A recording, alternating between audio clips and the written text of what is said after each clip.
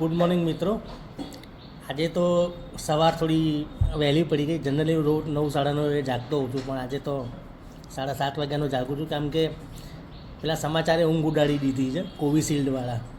તમને લોકોને ખબર હશે કે યુવાનોમાં હાર્ટ એટેકનું પ્રમાણ બહુ કહેવાય ને કે આશ્ચર્યજનક રીતે વધી ગયું હતું, અને ટપોટપ ગુજરી જતા હતા રમતા રમતા કે કોઈ પ્રસંગમાં કે ડાન્સ કરતા કે એકદમ નોર્મલ અવસ્થામાં હોય તો એમનું એટેકના કારણે મરણ થઈ જતું હતું. અને પહેલાંથી જ એવા શંકાઓ વ્યક્ત કરવામાં આવતી હતી કે જે કોરોનાની જે રસી લીધી છે એના કારણે આવું થાય છે, અને સરકાર દ્વારા ડિનાયલ આપવામાં આવતું હતું.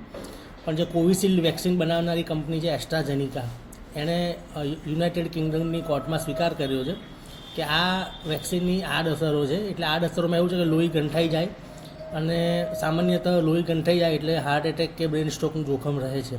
તો આ બાબતનો સ્વીકાર કર્યો છે. ડૉક્ટરો અત્યારે એવું કહે છે કે 45 વર્ષથી ઉપરના લોકો હોય એ લોકોએ અને રસી લીધી હોય તો રેગ્યુલર ચેકઅપ કરાવવું.